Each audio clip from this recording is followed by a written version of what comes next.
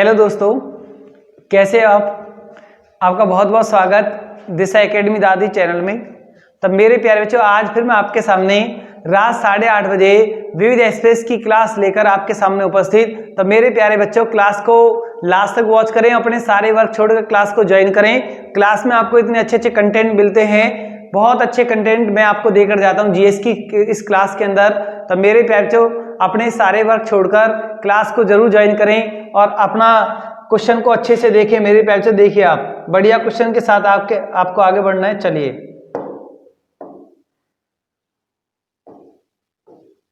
आप मेरे प्यारे बच्चों, पहला क्वेश्चन, सैंधव सभ्यता का महान स्नानागार कहां पर है? पहला क्वेश्चन मैंने आपको दिया है, सैंधव सभ्यता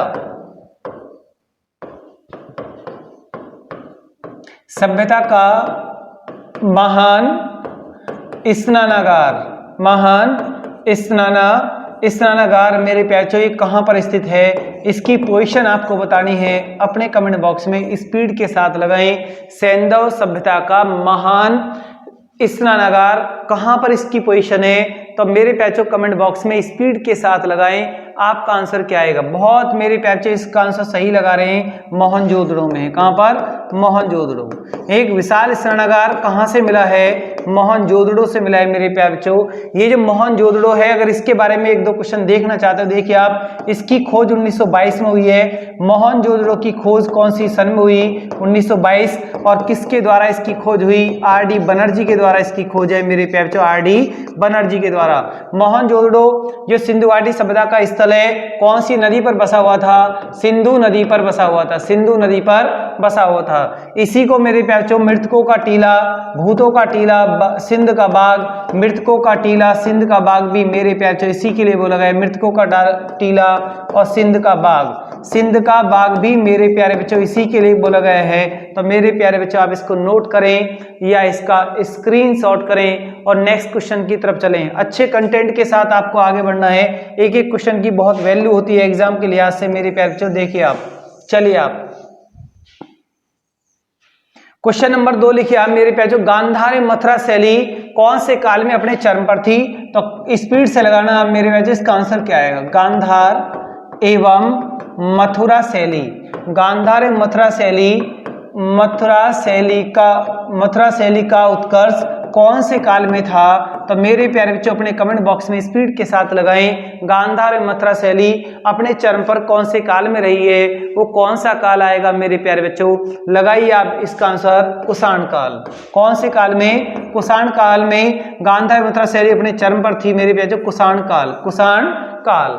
अब यहाँ पर क्वेश्चन है, चलो कुषाण काल की बात आ गई है, तो कुषाण काल का जो संस्थापक है वो कौन था मेरे प्यारे? इसका फाउंडर भी आप बता सकते हैं। आप कुषाण काल का जो संस्थापक है वो कौन है? कुजुल। कुषाण काल का महानतम राजा कौन हुआ है? इस वंश का महानतम राजा शासक मेरे प्यारे कौन था? राजा कनिष्क।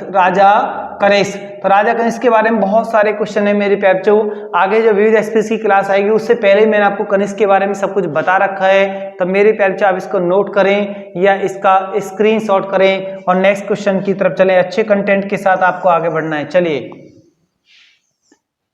नेक्स्ट क्वेश्चन है मेरे प्यारे बच्चों आपके लिए, लिखिए आप, नागानंद रत्नावली। बहुत बढ़िया क्वेश्चन है। नागानंद रत्नावली प्रियदर्शिका, नागानंद रत्नावली प्रियदर्शिका, ये तीनों ही रचना मेरे प्यारे, ये रचना किसने लिखी है?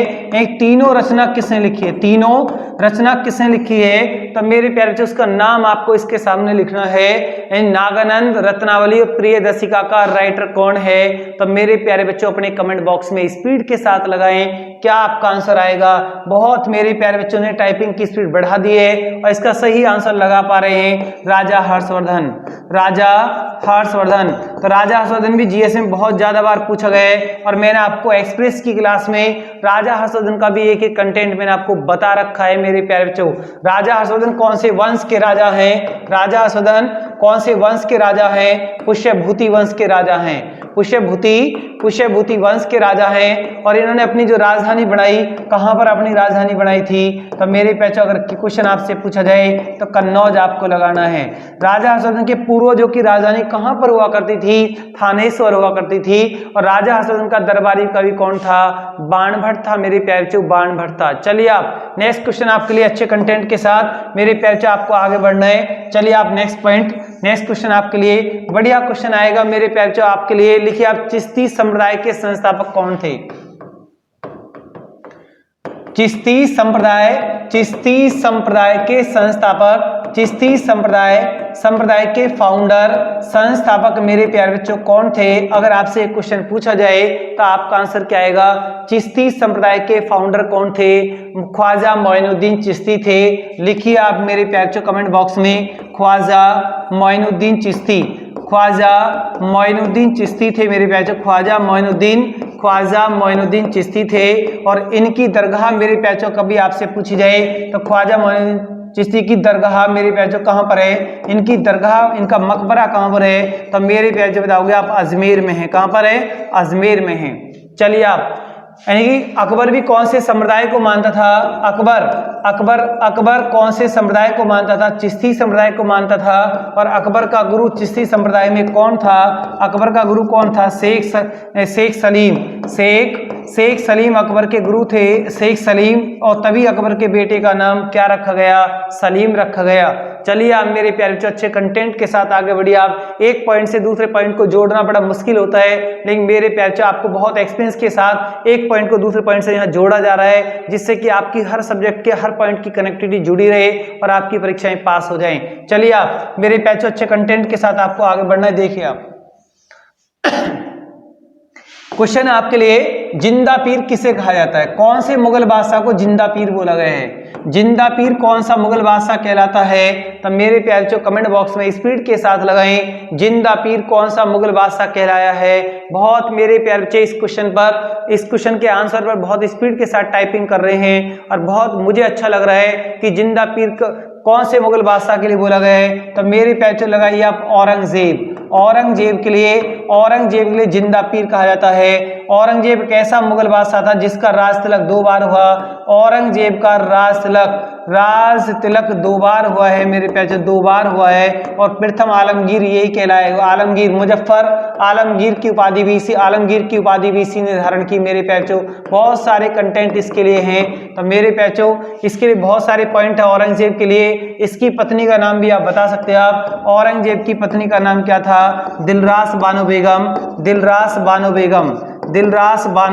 बेगम। और कौन सी उपाधि से दिलरास बानो बेगम ज्यादा प्रसिद्ध रही है? कौन सी उपाधि से ज्यादा प्रसिद्ध रही है? तो मेरे प्यारे क्या लगाओगे आप? रबिया बीवी का मकबरा कहाँ पर है? रबिया बीवी का मकबरा मेरे प्यारे कहाँ पर है? महाराष्ट्र के औरंगाबाद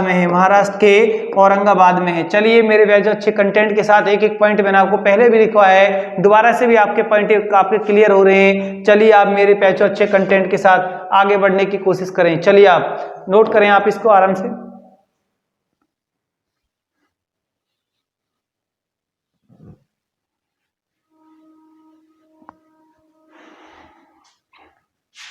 चलिए आप मेरे प्यारे इसको रफ करते हैं, इसके बाद और लिखिए आप क्वेश्चन। बढ़िया क्वेश्चन आपके सामने मेरे प्यारे देखिए।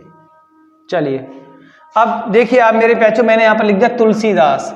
आपको तुलसीदास की रचनाएं लिखनी है। तुलसीदास की कुछ रचनाएं हैं तो उन पर आपको डिस्कस करना है। तो मेरे प्यारे तुलसीदास की रचना आपसे हिंदी के एग्जाम में पूछी जा सकती है, या सामान्य जो जीके आपकी आती है जीएस में भी इनकी रचनाएं पूछ ली जाती हैं। तो मेरे प्यारे लिखिए आप, यही दोहावली किसने लिखी है? दोहावली जो भी आपके याद आप भी लिख सकते।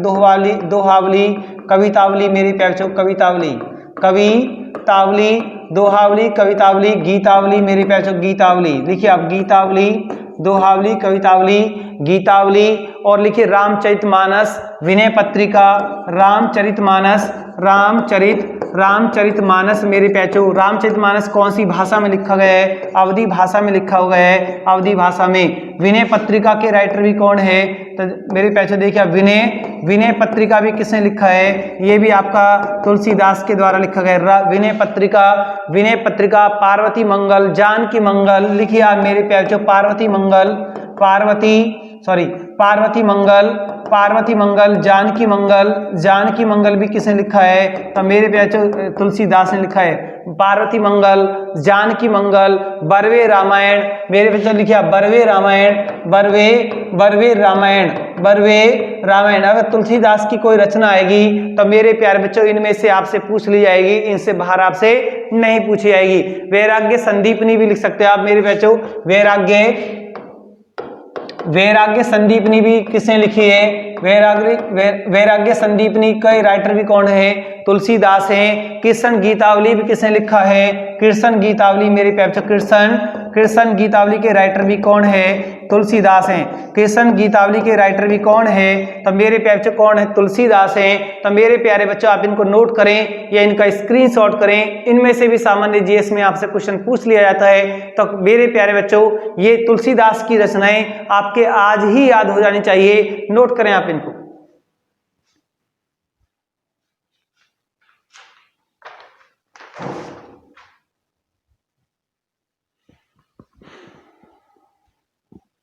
चलिए आप मेरे प्यारे बच्चों अच्छे कंटेंट के साथ आप इसमें अच्छे से नोट करें और नेक्स्ट क्वेश्चन की तरफ चलें। अच्छे कंटेंट के साथ आपको आगे बढ़ना है। बढ़िया क्वेश्चन आपके सामने आएगा, बिल्कुल बढ़िया क्वेश्चन। क्लास को लास्ट तक वॉच करें, क्लास को बीच में छोड़कर ना जाएं और बराबर क्लास को वॉच करते रहें और ज्यादा से ज्यादा मेहनत करने की कोशिश करें और अपना माइंड डाइवर्ट, मेरे प्यारे इधर उधर को माइंड को डाइवर्ट ना करें। अपने सिलेबस पर कंट्रोल रखें, सिलेबस को ज्यादा से ज्यादा रिवाइज करें। जितना ज्यादा प्रैक्टिस करके जाओगे उतनी आपकी परीक्षा बिल्कुल पास हो जाएगी और परीक्षा के पास होने के आप बिल्कुल नजदीक चले जाओगे। रामायण का फारसी में अनुवाद किसने किया? लिखिए आप, रामायण का फारसी में अनुवाद मेरे प्यारे बच्चों किसने किया है? रामायण का फारसी में अनुवाद करने वाला कौन था? अपने कमेंट बॉक्स में स्पीड के साथ लगाएं मेरे प्यारे बच्चों। रामायण का फारसी में अनुवाद किसने किया है? अब्दुल कादिर बदायूनी मेरे प्यारे बच्चों, अब्दुल कादिर बदायूनी। लिखिए अब्दुल कादिर बदायूनी ने रामायण का फारसी में अनुवाद किया है। तो किसके समय? अकबर के समय मेरे प्यारे बच्चों। चलो एक क्वेश्चन आपको यहाँ और दिया जाता है, लिखिए आप महाभारत का फारसी में अनुवाद। महाभारत का फारसी में अनुवाद मेरे प्यारे महाभारत का फारसी में अनुवाद किसने किया है? अगर ये क्वेश्चन आपसे पूछा गया तो मेरे प्यारे बच्चों आपका आंसर क्या आएगा? अबुल फजल यानी कि दीन इलाही धर्म का पुरोहित कौन था? अगर कभी क्वेश्चन, एक क्वेश्चन और देखिए आप मेरे प्यारे बच्चों, दीन इलाही धर्म का संचालक या पुरोहित अकबर ने किसको बनाया? अगर कभी ये क्वेश्चन आया तो आंसर क्या आएगा मेरे प्यारे बच्चों? अबुल फजल आएगा। चलिए आप मेरे प्यारे बच्चों अच्छे कंटेंट के साथ आगे बढ़ने की कोशिश करें। एक एक पॉइंट आपके लिए बहुत इंपॉर्टेंट है। लिखिए आप मेरे प्यारे बच्चों, लिखिए आप नेक्स्ट पॉइंट।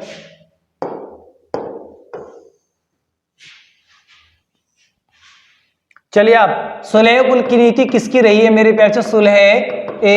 सुलह कुल की नीति किसकी रही है? अगर कभी आपसे एक क्वेश्चन पूछा जाए सुलह कुल की नीति किसकी रही है? मनसबदारी प्रणाली की शुरुआत किसने की है?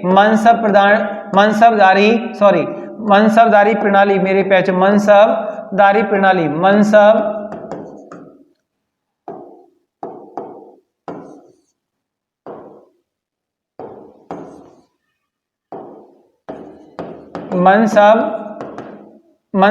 प्रणाली मनसबदारी प्रणाली की शुरुआत भी मेरे प्यारे किसके द्वारा है? तो अगर ये दोनों पॉइंट आपसे पूछे जाए तो मेरे प्यारे बच्चों आपका आंसर क्या आएगा? अकबर के द्वारा है। दिल्ली पुलिस में लास्ट ईयर भी अकबर से क्वेश्चन पूछा गया, उससे पहले भी लास्ट ईयर दिल्ली पुलिस में क्वेश्चन पूछा गया। अकबर हर एग्जाम के लिए लिहाज से बहुत इंपॉर्टेंट है मेरे प्यारे बच्चों।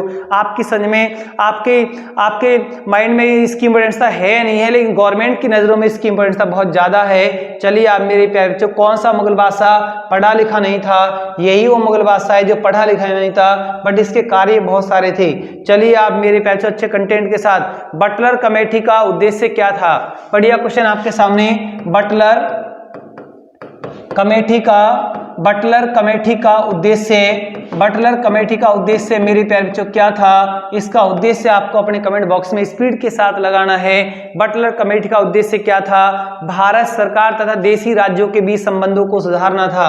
भारत सरकार व देशी राज्यों के बीच, देशी राज्यों के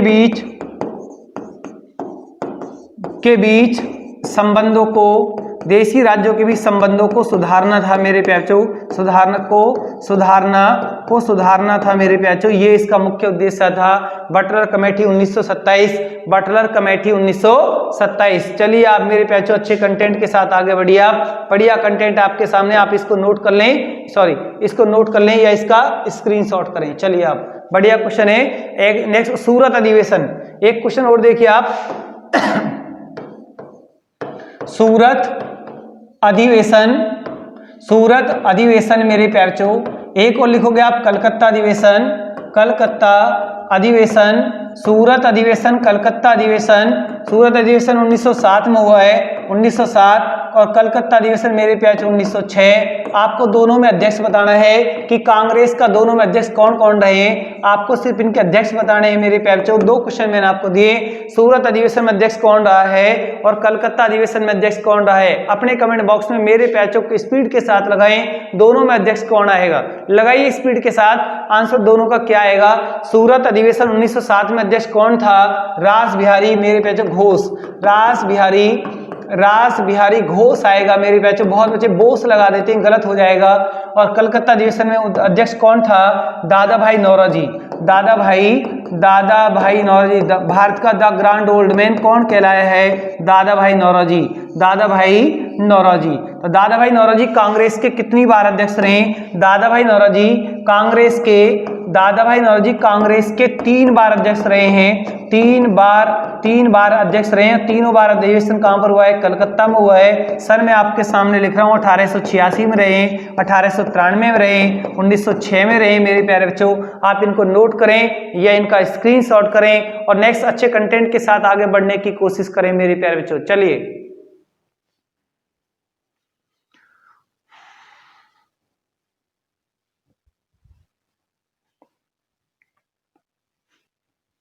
चलिए आप मेरे प्यारे बच्चों, आपने इसको नोट कर लिया होगा, कांग्रेस के कितनी बार अध्यक्ष रहे और दादा भाई नौरोजी का क्षेत्र कौन सा है, ये भी आप लिख सकते हैं। ये अर्थशास्त्री थे, कौन थे मेरे प्यारे बच्चों, ये अर्थशास्त्री थे। कौन थे, अर्थशास्त्री। दादा भाई नौरोजी का क्षेत्र क्या था, अर्थशास्त्र था। और कांग्रेस के कितनी बार अध्यक्ष रहे, 3 बार रहे। 1886 में वो भी कलकत्ता में हुआ है, 1893 ये भी कलकत्ता, 1906 ये भी कलकत्ता। क्लियर। तो मेरे प्यारे बच्चों आप इसको नोट कर लें या इसका स्क्रीनशॉट कर लें। चलिए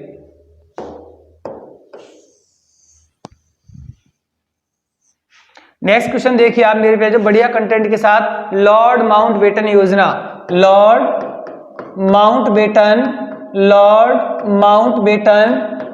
माउंटबेटन योजना मेरे प्यारे बच्चों, लॉर्ड माउंटबेटन योजना की शुरुआत कब से है, लॉर्ड माउंटबेटन योजना मेरे प्यारे कब स्टार्ट हुई है। अभी जल्दी में मैंने आपको एक क्वेश्चन बताया भी है, तो मेरे प्यारे बच्चों अपने कमेंट बॉक्स में स्पीड के साथ लगाएं, लॉर्ड माउंटबेटन योजना कब स्टार्ट हुई है, ये योजना कब लाई गई। तो मेरे प्यारे बच्चों लगाओगे आप 3 जून 1947 में, 3 जून 1947 में लॉर्ड माउंटबेटन योजना आई। और इस योजना के अंतर्गत मेरे प्यारे लिख सकते हैं आप, इस योजना के अंतर्गत देश को आजादी मिली है।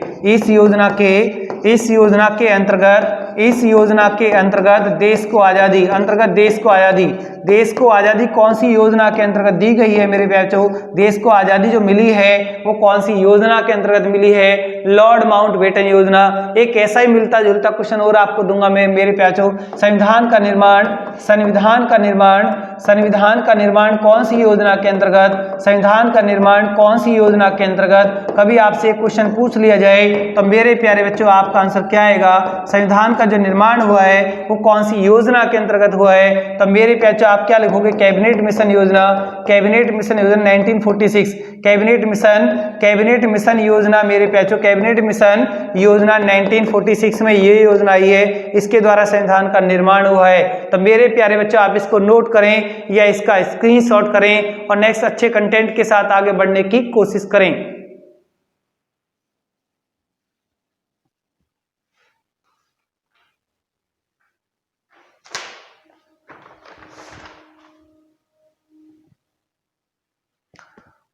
चलिए आप मेरे प्यारे बच्चों बढ़िया, कैबिनेट मिशन योजना 1946 आपने बिल्कुल इसको नोट कर लिया होगा। चलिए आप नेक्स्ट पॉइंट के साथ अच्छे कंटेंट के साथ आपको आगे बढ़ना है। एक एक क्वेश्चन आपके लिए बहुत इंपॉर्टेंट है।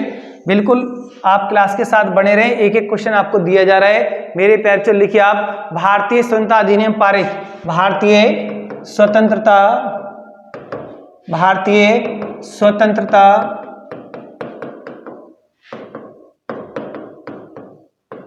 अधिनियम पारित। तो मेरे बच्चों इस बताइए कब ये पारित हुआ है, अब लगाइए आप इसका आंसर।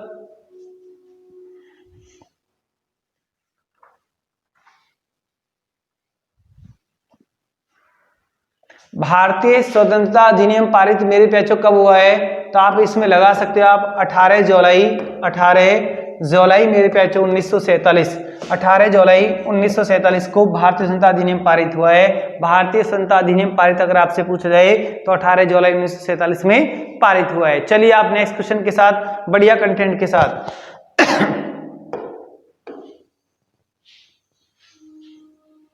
एक क्वेश्चन है, देखिए आप, बढ़िया क्वेश्चन है, एकदम लगा दोगे आप, क्वेश्चन जैसे ही पढ़ोगे तुरंत लगाओगे आप। राष्ट्रपति पर महाभियोग,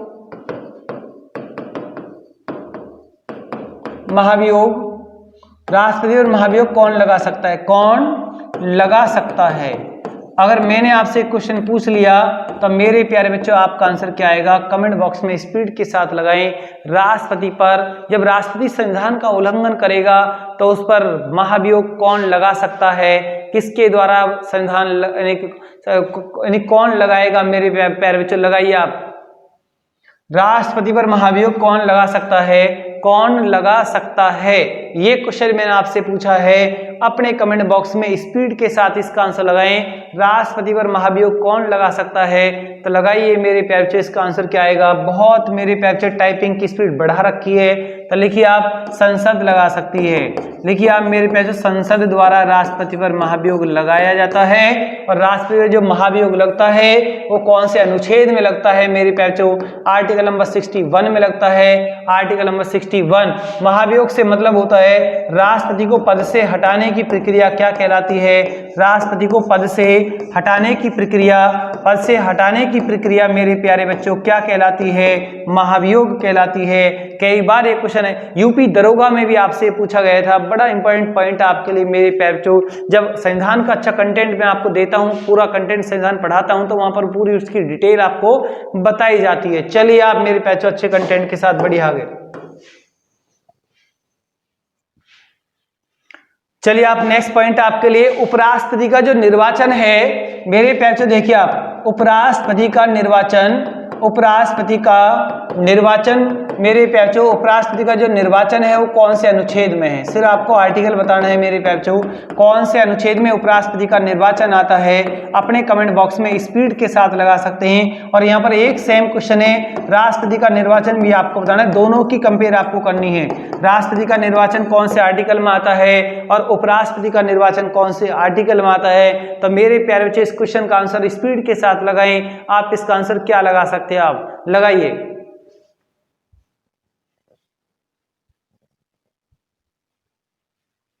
उपराष्ट्रपति का निर्वाचन कौन से आर्टिकल में, बहुत मेरे प्यारे ने टाइपिंग की स्पीड को बढ़ाया है और 66 लगा दिया है। दिल्ली पुलिस में लास्ट ईयर आपसे एक क्वेश्चन पूछा गया, राष्ट्रपति का निर्वाचन कौन से आर्टिकल में है, तो मेरे प्यारे 54 में है। उपराष्ट्रपति के लिए वोट कौन कौन डालते हैं, उपराष्ट्रपति के लिए वोटिंग कौन कौन करते हैं, लोकसभा और राज्यसभा के निर्वाचित और मनोनीत मेंबर, दोनों ही मेंबर किसके लिए वोटिंग कर देते हैं, उपराष्ट्रपति के लिए। और राष्ट्रपति के निर्वाचन में लोकसभा, राज्यसभा वे सभी राज्यों की विधानसभाओं के निर्वाचित मेंबर राष्ट्रपति के लिए वोटिंग करते हैं। मेरे प्यारे बच्चों अच्छे कंटेंट के साथ आप आगे बढ़ें और इसको नोट करें। चलिए आप नेक्स्ट कंटेंट मेरे प्यारे बच्चों आपके लिए, चलिए आप लिखिए, आप बढ़िया क्वेश्चन आएगा आपके लिए मेरे प्यारे बच्चों, लिखिए आप। यानी कि नेक्स्ट क्वेश्चन है, भाषाई आधार पर राज्यों का पुनर्गठन कौन सी सन में हुआ है। भाषाई आधार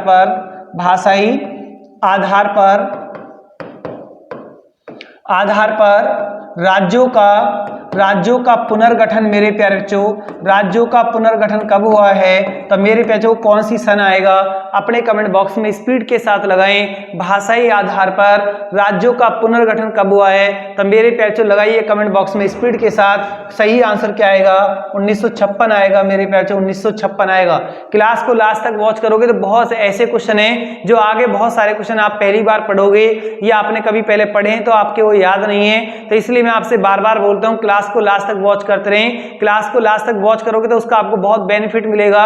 और क्लास को ऐसे बीच में अधूरी छोड़कर 10 मिनट की क्लास देखी चल दी आप, या फिर बाद में 10 मिनट की देखी चल दी आप, तो मेरे प्यारे बच्चों ऐसे परीक्षाएं पास नहीं होती हैं। अगर क्लास के साथ लास्ट तक बने रहोगे, धैर्य बनाकर रखोगे, तो मेरे प्यारे बच्चों आपको कहीं भी भागने की जरूरत नहीं है। दिशा एकेडमी की विविध एक्सप्रेस की क्लास ही आपको दिल्ली पुलिस की परीक्षा पास करा देगी। उससे अलग भी आप किसी भी एग्जाम में बैठोगे तो सारे एग्जाम आपके पास होंगे, क्योंकि मैंने जो एक्सप्रेस आपके लिए डाली 76वीं क्लास है, तो मेरे प्यारे बच्चों कुछ छोड़ा भी नहीं है। उनमें सब कुछ आपका पूरा जितना वहां पर आएगा सब कुछ आपको डिक्टो मिलेगा, आपके रजिस्टर का आपको वहां मिलेगा। बट शर्त यह है कि आप किस तरह से क्लास को वॉच कर रहे हो, किस तरह से आप उसको नोट कर रहे हैं, आप कैसे समझ के आप उसे पढ़ रहे हो, आप ये डिपेंड मेरे प्यारे बच्चों आप पर भी करता है। चलिए आप नेक्स्ट क्वेश्चन अच्छे कंटेंट के साथ बढ़िया आप मेरे प्यारे बच्चों बढ़िया क्वेश्चन आएगा आपके सामने। नेक्स्ट क्वेश्चन देखिए आप, लिखिए आप मेरे मूल कर्तव्य बढ़िया क्वेश्चन आपके लिए। मूल कर्तव्य या मूल कर्तव्यों को 42वें संविधान संशोधन 1976 के अंतर्गत 1976 के अंतर्गत 1976 मेरे 1976 है 1976 के अंतर्गत कौन से अनुच्छेद में जोड़ा गया, कौन से अनुच्छेद में जोड़ा गया। अगर मेरे प्यारे बच्चों आपसे इसका ये आर्टिकल पूछ रहा है तो आप कमेंट बॉक्स में जितने भी बच्चे क्लास को वॉच कर रहे हैं, तो मेरे प्यारे बच्चों एक उसका ये आर्टिकल, इस क्वेश्चन का आपको आर्टिकल जरूर बताना है, क्योंकि विविध एक्सप्रेस की 76 बार मैंने आपको क्लास 76 वीडियो आपको डाली है, उससे पहले 14 वीडियो संविधान की भी डाली हुई है। तो मेरे प्यारे बच्चों कितनी बार ये मूल कर्तव्य आपके सामने आ गया होगा, कितनी बार आपके सामने आया है। तो मेरे प्यारे बच्चों ये क्वेश्चन आपका गलत नहीं होना चाहिए और आपकी टाइपिंग की स्पीड आंसर लगाने के लिए बढ़नी चाहिए कि सर जी इसका आंसर ये है। तो बहुत मेरे प्यारे बच्चों टाइपिंग की स्पीड कर रहे हैं और बहुत अच्छा लग रहा है। 51 के कै में मूल कर्तव्य रखे गए हैं, यही आपसे पूछा गया है। और मूल कर्तव्य कब जोड़े गए, सन पूछेगा तो 1976, संशोधन पूछेगा तो मेरे प्यारे बच्चों क्या बताएगा 42वां। और मूल कर्तव्य कहां से लिए गए, ये स्रोत कहां से उठा है, अगर ये पूछ लिया तो मेरे प्यारे बच्चों क्या लगाओगे आप, रसिया। इसका भाग आपसे पूछ लिया, अगर इसका भाग आपसे पूछ लिया तो 4 का कै मेरे प्यारे बच्चों 4 का कै, आप इसको नोट करें या इसका स्क्रीनशॉट करें। चलिए आप मेरे प्यारे बच्चों आप इसको नोट कर लें अच्छे से। बहुत बढ़िया क्वेश्चन है आपके सामने, इतना बढ़िया क्वेश्चन आया है, बिल्कुल बहुत अच्छा क्वेश्चन है। चलिए आप किसी एक क्वेश्चन और आपको बहुत अच्छा क्वेश्चन मिलेगा, उसका आंसर लगाना आप। लिखिए आप किसी भौगोलिक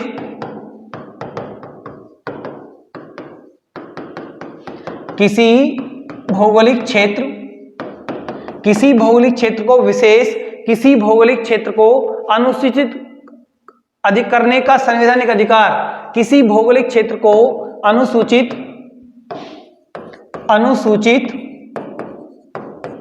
करने का संवैधानिक अधिकार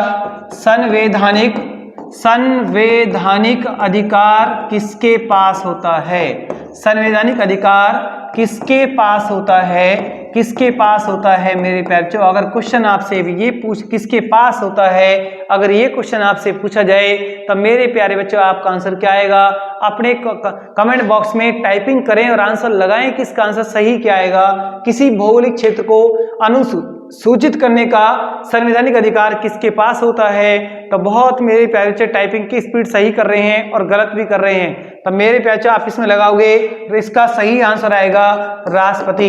इसका सही आंसर क्या आएगा मेरे प्यारे बच्चों, राष्ट्रपति आएगा। अच्छे कंटेंट के साथ आपको आगे बढ़ना है। चलिए आप मेरे प्यारे बच्चों, बढ़िया क्वेश्चन था आपके लिए, बहुत ही बढ़िया क्वेश्चन है ये भी आपके लिए। चलिए आप नेक्स्ट क्वेश्चन मेरे प्यारे बच्चों, बढ़िया कंटेंट के साथ आपको आगे बढ़ना है। चलिए बढ़िया क्वेश्चन लिखिए आप, धन विधेयक कौन से आर्टिकल में आता है। धन विधेयक की जो परिभाषा है, लिखिए आप मेरे प्यारे बच्चों, धन विधेयक की परिभाषा कौन से आर्टिकल में आती है। अगर आपसे इसका अनुच्छेद पूछा जाए तो मेरे प्यारे बच्चों धन विधेयक की परिभाषा कौन से अनुच्छेद में आई है, तो आर्टिकल नंबर कौन सा लगाओगे। धन विधेयक की परिभाषा अनुच्छेद 110 में आती है। और धन विधेयक कौन से सदन में पारित होता है। अगर कभी क्वेश्चन है कि कौन से सदन में पारित होता है, तो मेरे प्यारे बच्चों आपका आंसर क्या आएगा, धन विधेयक कौन से सदन में पारित होता है, निम्न सदन में पारित होता है। धन धन विधेयक निम्न सदन बोले तो लोकसभा, धन विधेयक की फाइल, धन विधेयक राज्यसभा में कितने दिनों के लिए जाता है, धन विधेयक राज्यसभा में 14 दिनों के लिए जाता है। कोई विधेयक धन विधेयक है या नहीं, इस बात की पुष्टि कौन करता है, धन विधेयक को प्रमाणित, शॉर्ट में मैंने लिख दिया है, धन विधेयक को प्रमाणित करने का कार्य किसका है, तो मेरे प्यारे बच्चों लगाओगे आप स्पीकर। धन विधेयक, कोई विधेयक धन विधेयक है या नहीं, इस बात की पुष्टि कौन करेगा, तो आपका आंसर क्या आएगा, स्पीकर, लोकसभा स्पीकर। तो मेरे प्यारे बच्चों आप इसको नोट करें आराम से।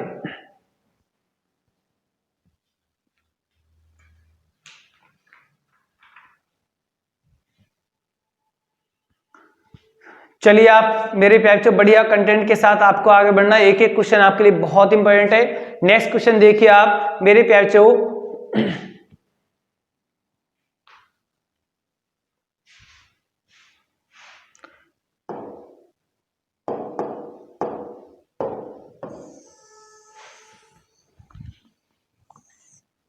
लिखिए आप, विधान परिषद, एक बढ़िया क्वेश्चन आपके सामने है। विधान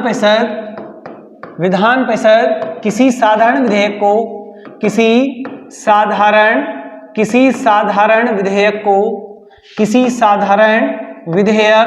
विधेयक को कितने समय तक, कितनी अवधि तक रोक सकता है। विधान परिषद किसी साधारण विधेयक को कितने समय तक रोक सकता है। अगर मेरे प्यारे बच्चे आपसे एक क्वेश्चन पूछा गया तो आपका आंसर क्या आएगा। एक विधान परिषद किसी साधारण विधेयक को कितने समय तक रोक सकता है, तो मेरे प्यारे बच्चे आपका आंसर, सही आंसर क्या आएगा, लगाइए आप मेरे प्यारे बच्चे। बहुत बच्चे बिल्कुल सही कर रहे हैं, 3 माह तक विधान परिषद किसी भी साधारण विधेयक को रोक सकती है, उससे ज्यादा नहीं रोक सकती। चलिए नेक्स्ट क्वेश्चन मेरे प्यारे बच्चों, जिला न्यायाधीश जो शब्द है कौन से आर्टिकल में इसका प्रावधान है। जिला न्यायाधीश कौन से आर्टिकल में आता है, जिला न्यायाधीश, पहले ही मैंने आपको विजय एक्सप्रेस की क्लास में जिला न्यायाधीश पर चर्चा की है। तो जिला न्यायाधीश जो शब्द है ये कौन से अनुच्छेद में आता है, इसका प्रावधान कौन से आर्टिकल में है, अपने कमेंट बॉक्स में स्पीड के साथ मेरे प्यारे इस क्वेश्चन का आंसर जरूर लगाएं। जिला न्यायाधीश का जो प्रावधान है वो भारतीय संविधान के कौन से अनुच्छेद में आता है, तो मेरे प्यारे लगाओगे आप आर्टिकल नंबर 33 में आता, आर्टिकल नंबर 233 में आता है, आर्टिकल नंबर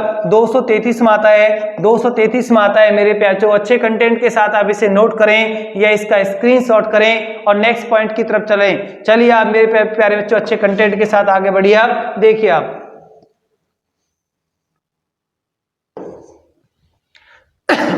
चलिए आप बढ़िया क्वेश्चन आएगा, कितना आसान क्वेश्चन है, आप इसका आंसर लगा सकते हैं। आप नाथुला दर्रा मेरे प्यारे बच्चों इसकी जो पोजीशन है भारत के कौन से राज्य में है, नाथुला दर्रा कौन से राज्य में है, तो मेरे प्यारे लगा सकते हैं आप। बहुत बढ़िया क्वेश्चन आपके सामने सिक्किम में है। जब मैं सिक्किम की बात आ रही है तो सिक्किम के लिए एक क्वेश्चन मैं आपको और दूंगा, सिक्किम भारत का कौन सा राज्य है, भारत का 22वां राज्य घोषित, सिक्किम भारत का 22वां राज्य घोषित हुआ था। 22वां राज्य घोषित कौन से संविधान संशोधन के अंतर्गत इसको घोषित किया गया, कई बार एग्जाम में पूछ लिया गया है। तो 36वां संविधान संशोधन 1975 के अंतर्गत मेरे प्यारे 36वां संविधान संशोधन 1975 के अंतर्गत, और सिक्किम को शहर राज्य का दर्जा, सिक्किम को शहर राज्य, कॉर्पोरेट राज्य, शहर राज्य का दर्जा कब मिला मेरे प्यारे। अगर ये क्वेश्चन आ जाए तो 35वां संविधान संशोधन 1974 के अंतर्गत मेरे प्यारे, 35वां संविधान संशोधन 1974 के अंतर्गत। तो दोनों ही क्वेश्चन आपके लिए बहुत इंपॉर्टेंट है, वेरी इंपॉर्टेंट, कई बार एग्जाम में पूछे गए। तो नाथुला दर्रे से कौन सा देश कनेक्ट हो जाता है, चाइना कनेक्ट हो जाता है मेरे प्यारे, चाइना कनेक्ट हो जाता है। तो मेरे प्यारे आप इसको नोट करें या इसका स्क्रीनशॉट करें और नेक्स्ट कंटेंट की तरफ चलने की कोशिश करें। बढ़िया और भी क्वेश्चन आपके सामने आएंगे, क्लास को लास्ट तक जरूर वॉच करते रहें, क्लास को बीच में छोड़कर ना जाएं। देखो अगर कुछ जीवन में पाना है तो त्याग करना पड़ेगा, तो मेरे प्यारे बच्चों यही आपका त्याग है कि आप क्लास के साथ बने हुए हो और ऐसे ही आपकी परीक्षा पास हो जाएगी। तो ये नहीं आप क्लास भी नहीं कर रहे हो आप और आपके ड्रीम भी बहुत बड़े हैं मेरे प्यारे बच्चों, ऐसे ड्रीम पूरे नहीं होते जैसे आप सोचते हैं। आप सोचने से कभी कुछ भी हासिल नहीं होने वाला है, करने से सब कुछ हासिल होगा। सोचते रहोगे तो मेरे प्यारे बच्चों समय निकल जाएगा, समय निकल गया तो मेरे प्यारे बच्चों फिर कुछ नहीं होने वाला। क्लियर? देखिए आप अच्छे कंटेंट के साथ।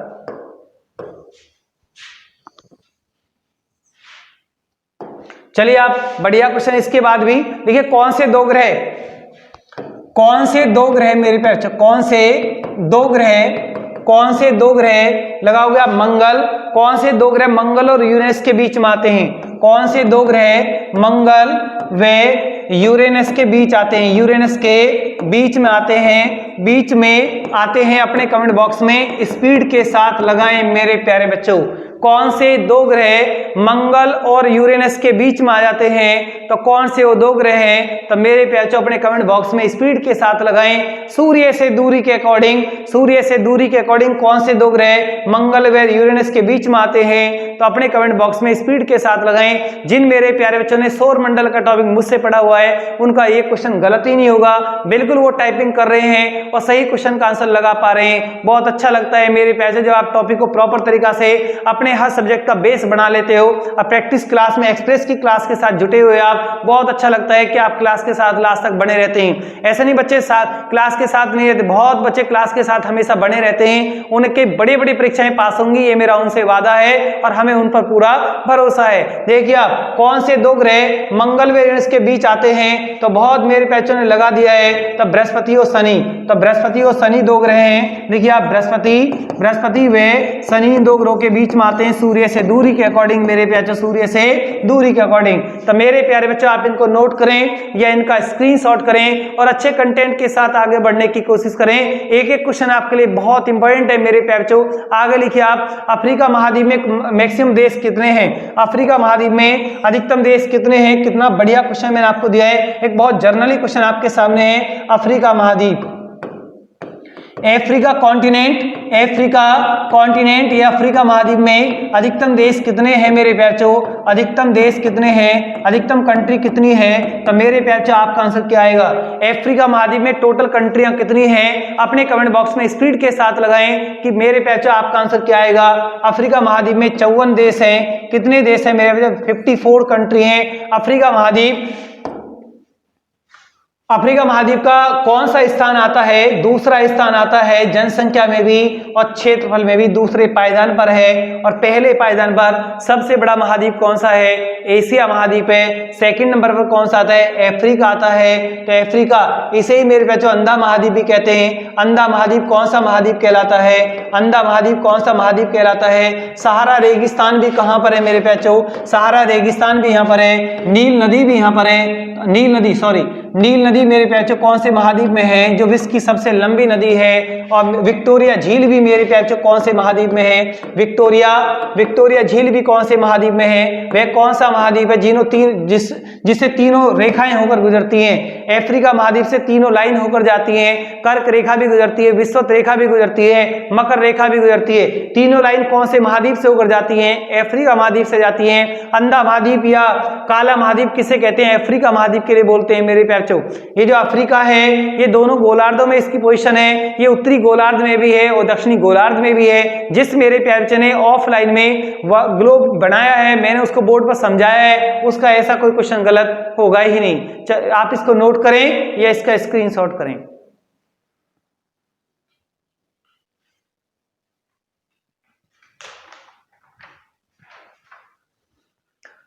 चलिए आप नोट करें आराम से। चलिए आप नेक्स्ट पॉइंट आपके लिए बड़े अच्छे कंटेंट के साथ। चलिए मेरे प्यारे बच्चों, चलिए नेक्स्ट क्वेश्चन आपके लिए, ओंकारेश्वर परियोजना कौन सी नदी पर है? लिखिए आप, ओंकारेश्वर परियोजना मेरे प्यारे बच्चों कौन सी नदी पर है? कभी आपसे क्वेश्चन ये पूछा गया तो आपका आंसर मेरे प्यारे बच्चों क्या आएगा? अपने कमेंट बॉक्स में स्पीड के साथ लगाएं तो मेरे प्यारे बच्चों इसका सही आंसर क्या आएगा। एक क्वेश्चन और बड़ा इंटरेस्टिंग क्वेश्चन आपको मिलेगा। भारत के उत्तरी मैदानों में कितना बढ़िया क्वेश्चन आपके सामने है। भारत के उत्तरी मैदानों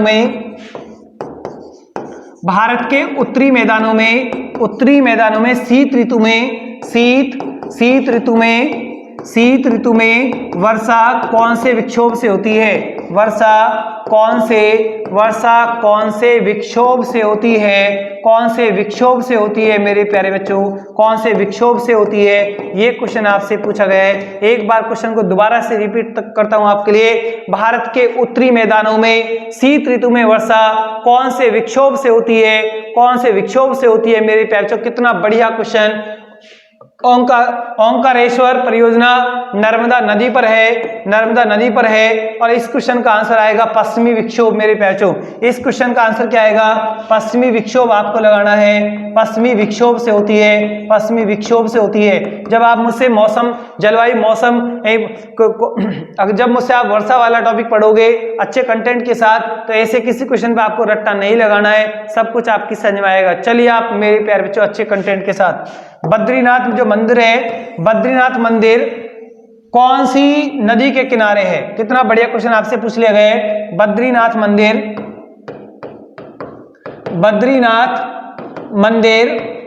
कौन सी नदी के किनारे है? कौन सी नदी के किनारे है? तो मेरे प्यारे नदी के कौन सी नदी के किनारे है? तो मेरे प्यारे बच्चों आपका आंसर क्या आएगा? अपने कमेंट बॉक्स में स्पीड के साथ लगाएं। बद्रीनाथ जो मंदिर है कौन सी नदी के किनारे बसा हुआ है? कौन सी नदी के किनारे मंदिर है? तो मेरे प्यारे बच्चों आपका सही आंसर क्या आएगा? अपने कमेंट बॉक्स में स्पीड के साथ लगाएं। आंसर क्या आएगा? लगाइए आप मेरे प्यारे बच्चों। अलकनंदा नदी के किनारे है। एक क्वेश्चन और देखिए आप मेरे प्यारे बच्चों, बढ़िया क्वेश्चन आएगा। भारत में वन्य जीव संरक्षण एक्ट कब लागू हुआ? भारत में वन्य जीव संरक्षण एक्ट मेरे पैचो, संरक्षण एक्ट कब लागू हुआ? इसकी डेट और सन मेरे पैचो आप बता सकते हो अपने कमेंट बॉक्स में स्पीड के साथ। दो क्वेश्चन मैंने आपको दिए, एक का आंसर मैंने आपको बता दिया है। तो मेरे पैचो भारत में वन्य जीव संरक्षण एक्ट कब लागू हुआ? तो लगाइए अपने कमेंट बॉक्स में स्पीड के साथ। तो मेरे पैचो इसका सही आंसर है 9 सितंबर 1972।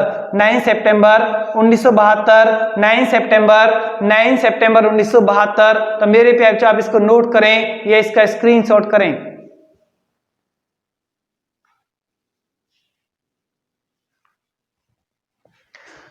चलिए आप मेरे पैचो अच्छे कंटेंट के साथ आगे बढ़िए। बढ़िया क्वेश्चन आपके सामने, इसके बाद और भी इससे बढ़िया क्वेश्चन आएगा आपके सामने, आप इसका आंसर लगा सकते हो। देखिए आप कौन सा जंगल पृथ्वी ग्रह के फेफड़ों के रूप में जाना जाता है? कौन सा जंगल? कितना बढ़िया क्वेश्चन है। कौन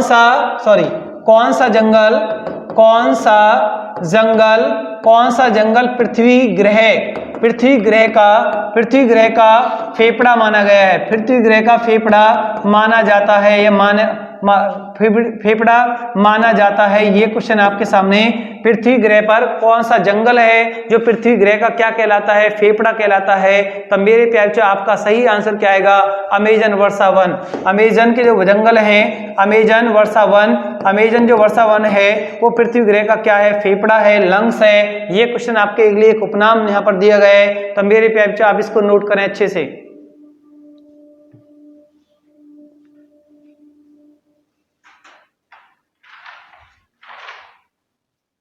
चलिए आप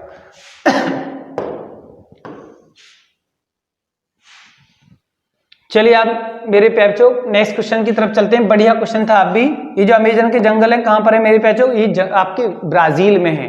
देखिए आप सिगरेट के धुएं से कौन सी गैस निकलती है? सिगरेट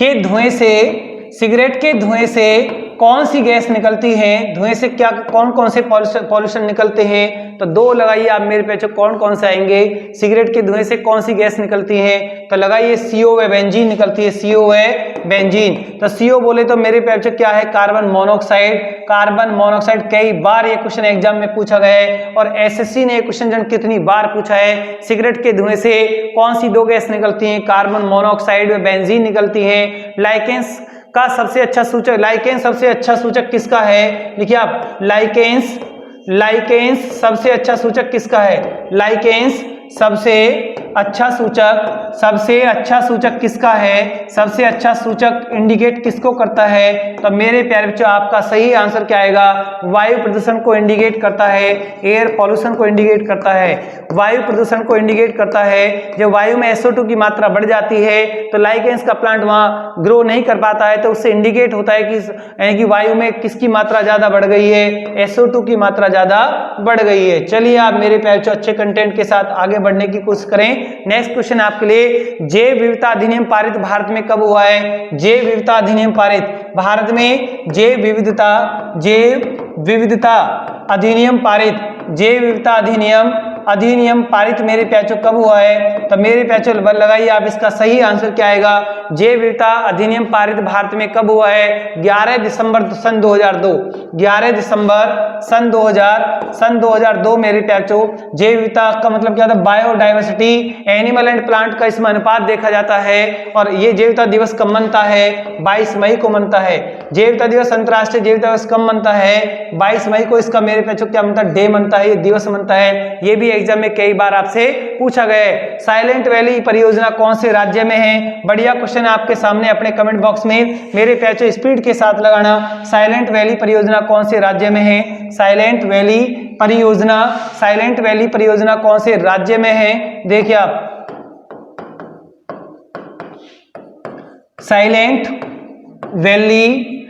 वैली परियोजना मेरे प्यारे भारत के कौन से राज्य में है? बहुत मेरे प्यारे बच्चे टाइपिंग की स्पीड बढ़ा रहे हैं और सही आंसर लगा रहे हैं कि साइलेंट वैली जो परियोजना है कि सर जी वो तो केरला में है। बिल्कुल सही आंसर आपका केरल में है। तो चलिए आप, थोरियम के भंडार भी सबसे ज्यादा भारत के कौन से राज्य में है? केरला में है। तो मेरे प्यारे बच्चों आप नेक्स्ट लिखिए आप, जलवायु परिवर्तन पर होने वाले, कितना बढ़िया क्वेश्चन आपके सामने आएगा। तो मेरे प्यारे बच्चों उसका सही आंसर लगाना आप, जलवायु परिवर्तन पर होने वाले, जलवायु परिवर्तन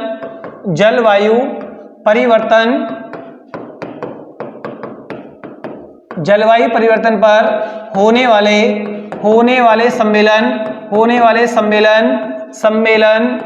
वाले सम्मेलन COP 25 2019 में कहां पर हुआ है? आपको स्थान बताना है कि 2019 में जलवायु परिवर्तन पर COP 25 सम्मेलन कहां पर आयोजित हुआ था, कहां पर इसका आयोजन हुआ? तो मेरे प्यारे आपका सही आंसर क्या आएगा? लगाइए अपने कमेंट बॉक्स में स्पीड के साथ, यही जलवायु परिवर्तन पर होने वाले सम्मेलन COP 25 2019 का आयोजन। तो मेरे प्यारे कहां पर हुआ? अपने कमेंट बॉक्स में स्पीड के साथ लगाएं, मुझे आपके आंसर का इंतजार है मेरे प्यारे। लगाइए स्पीड के साथ, क्या आंसर आप लगा सकते हैं? आप लगाइए मेरे प्याचो बढ़िया अच्छे कंटेंट के साथ। सेंटियागो कौन से देश की राजधानी है? सेंटियागो कौन से देश की राजधानी है? तो मेरे प्याचो सेंटियागो चिली की राजधानी है। चिली कौन से महाद्वीप का देश है? चिली मेरे प्याचो दक्षिण अमेरिका महाद्वीप कंट्री है। दक्षिण अमेरिका महाद्वीप कंट्री है। चलिए आप मेरे प्यारे बच्चों अच्छे कंटेंट के साथ आगे बढ़िए। आप एक क्वेश्चन और, आपको बहुत इंटरेस्ट क्वेश्चन मिलेगा। क्लास के साथ लास्ट तक बने रहें, क्लास को लास्ट तक वॉच करते रहें, एक एक क्वेश्चन आपके लिए बहुत इंपॉर्टेंट है। चलिए आप मेरे प्यारे बच्चों, मैं इसको रब करता हूं। नेक्स्ट क्वेश्चन देखिए आप, नेक्स्ट क्वेश्चन की तरफ चलते हैं। देखिए आप, बढ़िया क्वेश्चन आपके सामने आएगा। लिखिए आप, प्रकृति का सुरक्षा वाल्व किसे कहा जाता है? प्रकृति का सुरक्षा वाल्व किसे कहा जाता है? नेचर। प्रकृति का सुरक्षा वाल्व मेरे प्याचों किसे बोला गया है? प्रकृति का सुरक्षा वाल्व किसे बोला गया है मेरे प्याचों? अगर एक क्वेश्चन आपसे पूछ लिया जाए तो आपका आंसर क्या आएगा? तो मेरे प्याचों इसका सही आंसर है ज्वालामुखी। प्रकृति का सुरक्षा वाल्व किसको कहते हैं? ज्वालामुखी के लिए बोलते हैं। तो मेरे प्यारे बच्चों आप इसको नोट करें या इसको स्क्रीनशॉट करें और एक अच्छे कंटेंट के साथ आगे बढ़ने की कोशिश करें। देखिए आप मेरे प्याचों बढ़िया क्वेश्चन आपके सामने, बहुत बढ़िया क्वेश्चन आएगा। भारत में किस महीने में उष्णकटिबंधीय चक्रवातों की समस्या रहती है? भारत में किस महीने में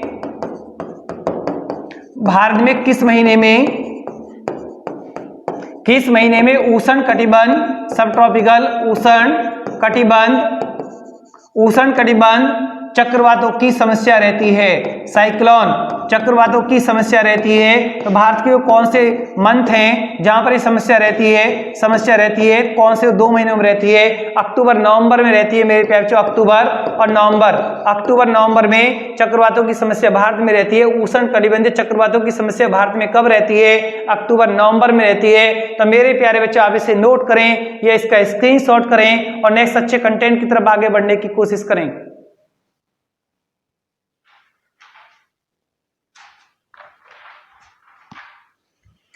चलिए आप मेरे प्यारे बच्चों अच्छे कंटेंट के साथ आगे बढ़िए। आप थोड़ा सा टाइम भी आपका ज्यादा हुआ है, कोई बात नहीं, क्लास के साथ बने रहोगे तो कुछ ना कुछ आपको उसमें मिलेगा।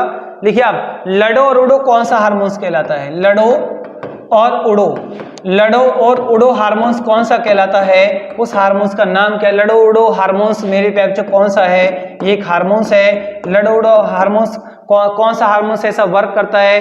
एड्रीनेलिन मेरे प्यारे बच्चों, एड्रीनेलिन मेरे प्यारे बच्चों, एड्रीनेलिन नाम का हार्मोन्स लडो या उडो हार्मोन्स कहलाता है। नेक्स्ट क्वेश्चन देखिए आप, डीपीटी का टीका किस किस को लगता है? डीपीटी का जो टीका है वो कौन सी बीमारियों में लगता है? डीपीटी का टीका कौन सी बीमारियों में लगाया जाता है? कौन सी? 3 बीमारियों में लगाया जाता है। 3 बीमारियों में, 3 रोगों में लगाया जाता है। अगर आपसे पूछा जाए तो मेरे प्यारे बच्चों आपका सही आंसर क्या आएगा? लगाइए, डीपीटी का जो टीका लगता है वो कौन सी 3 बीमारी में लगता है? डिप्थीरिया में लगता है, डिप्थीरिया में लगता है, काली खांसी में लगता है, काली खांसी, हुपिंग कफ जिसके लिए बोलते हैं, पर्टूसिस बी से बोला गया है तो डीपीटी, पर्टूसिस बी से बोलते हैं, डिप्थीरिया, पर्टूसिस, इसको मेरे पर्टूसिस भी से कहते हैं। और टिटनेस मेरे प्यारे, टिटनेस, तो टिटनेस, तो मेरे प्यारे इसको ही शॉर्ट में क्या बोलते हैं? डी से में क्या? डिप्थीरिया, और काली खांसी को हुपिंग कफ या पर्टूसिस पी बोलते हैं, और टिटनेस टी हो गया तो डीपीटी, इसीलिए इसे शॉर्ट में बोलते हैं। 3 बीमारियां, डिप्थीरिया, काली खांसी को हुपिंग कफ बोलते हैं, और कौन से बैक्टीरिया से काली खांसी होती है? पर्टूसिस नाम के बैक्टीरिया से होती है। तो पर्टूसिस, डिप्थीरिया, पर्टूसिस और टिटनेस मेरे प्यारे इनमें डीपीटी का टीका दिया जाता है। चलिए आप मेरे प्यारे बच्चों अच्छे कंटेंट के साथ आगे बढ़ने की कोशिश करें। बढ़िया कंटेंट आपके सामने आया है। चलिए आप मेरे प्यारे बच्चों क्लास को लास्ट तक वॉच करोगे तो ज्यादा बेटर है, एक अच्छे कंटेंट के साथ आगे आप बढ़ सकते हैं। आप चलिए मेरे प्यारे बच्चों, नेक्स्ट क्वेश्चन है आपके लिए बढ़िया क्वेश्चन। लिखिए आप, एथलीट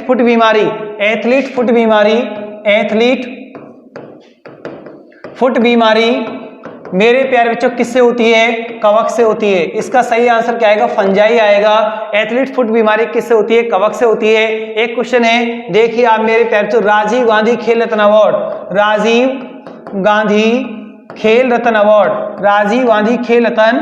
चलिए आप पहले इसको आप रब कर लें।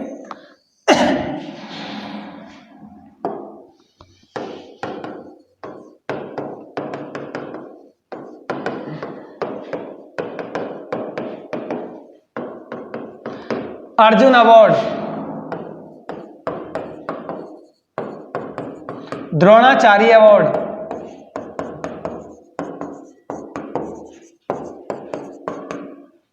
और आपका major Dhyan Chand award, major Dhyan Chand award मेरे प्यारे, मेजर ध्यानचंद अवार्ड। देखिए आप,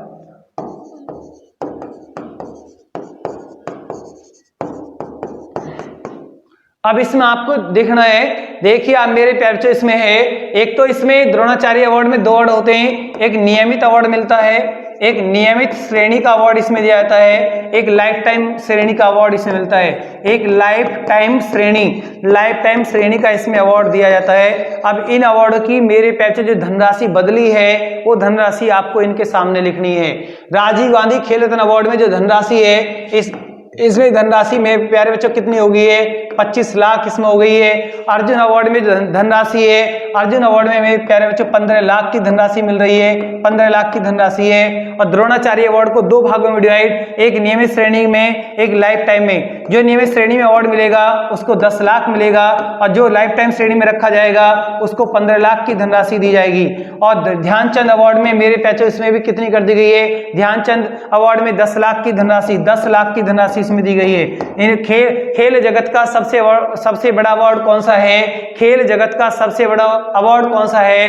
राजीव गांधी खेल रत्न अवार्ड है। तो मेरे प्यारे बच्चों, आज आपको मैंने जो विविध एक्सप्रेस की क्लास पढ़ाई है, अगर इस क्लास में अगर आपको कुछ और त्रुटि लग रही है या कुछ और इसमें कुछ बढ़ाना है आगे की क्लासों में, तो अपने कमेंट बॉक्स में मेरे प्यारे बच्चों जरूर लिखें। कमेंट बॉक्स में इससे भी चैट से भी जो कमेंट बॉक्स होता है उसमें अपने सुझाव आप दे सकते हो, आप उसके अकॉर्डिंग आपकी एक्सप्रेस क्लासें आएंगी। तो मेरे प्यारे बच्चों, अगर आज आपको विविध एक्सप्रेस की क्लास पसंद आई है तो मेरे चैनल को, मेरे दिशा एकेडमी दादी चैनल को आप लाइक करें, शेयर करें और मेरे प्यारे बच्चों अपने सभी दोस्तों में से इसे सब्सक्राइब करें। मिलते हैं नेक्स्ट विविध एक्सप्रेस की क्लास के साथ। धन्यवाद। Good night.